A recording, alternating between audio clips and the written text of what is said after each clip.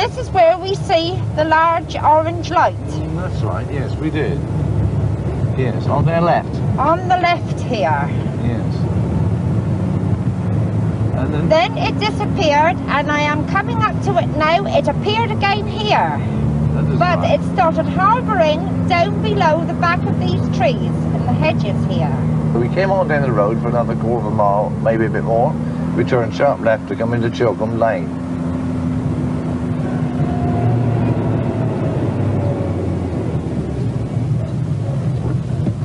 It's a bad bend, isn't it? Going down this lane, and we were doing about 20 mile an hour, maybe 20, 25 mile an hour. Done about 70 yards down, all of a sudden this car suddenly went crazy. It just leapt off the road to the right, and the engine started to rev. We hit the grass verge, which is a very wide grass verge, about 15 yards wide, and we were heading towards a high edge. So I grabbed the steering wheel as Mrs. Bowles was fighting with it, and suddenly the car straightened itself. We came down the grass verge for about 10 to 15 yards, and we came to a stop. And it was though we hit an invisible barrier, which it gave, because it didn't throw me forward into the seat, but it gave and then brought us back to our normal stopping position. That was when we see... Well, then sorry, yes? That was when we see, what I shall say, a cigar-shaped object hovering in front of us. Inside were 3 figures. Yes, they had like a cockpit in the cabin was in the front of the cigar-shaped thing, and was lit up, but not glowingly lit up. It was a very easy light to look at. It was hovering. It had either steam or vapor coming out like gas jets. Then I see one of these figures get out of this thing, this object, and it started walking across towards me. Yes, it was. Now, as it was walking across towards me, I heard a whistle. Which I didn't hear. It's like a whistling kettle starting to whistle. Now, he had on like a boiler suit, but it was with a polar neck collar. He had a seam down on his right-hand side. As he walked across, he come to my window. He put his arm on the roof of my car and looked in.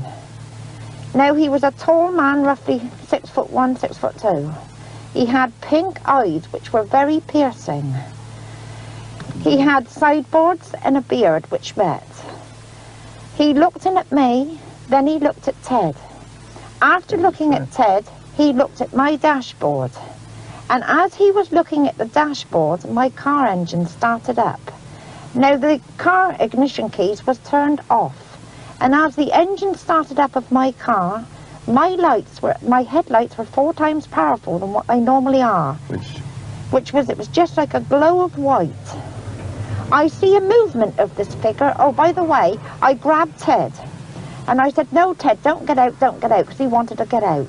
And I just literally wrapped my body around Ted. And then I opened one eye, because I'd had my eyes shut. And I opened one eye and I said, look out, Ted, he's going round the back to you. I see a movement, thinking he was going round the right, all the way round my car. Ted looked over his left-hand shoulder to have a look around to see if he was coming round. And my words were, don't open the door, Ted, don't open the door. But while Ted was looking round and me huddled to him with my eyes closed, the figure disappeared with the object. After it gone, after a few seconds, which seemed hours to us, Ted said, well, let's go. Oh, he asked me if he could drive, and I said, not likely.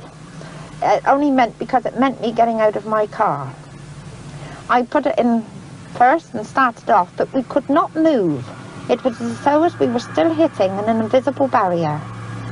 Well, I put her back in neutral and waited for a few seconds, and then I started off again. And we went off perfectly normal in the car. On the Monday, when I got up, I had a rash on my face, down my neck, and along onto my shoulder. Which side?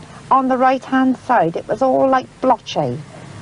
It could have been a nerve rash, or it could have been where that gentleman was stood by my window. Incidentally, since this happening, I have had a telephone call from a person from London telling me on no account am I to say anything to anyone about this, what we've seen, because I should be having a government official come round to see me. And after all, this is England and this is a free country, and I will speak and say what I want, which is the truth.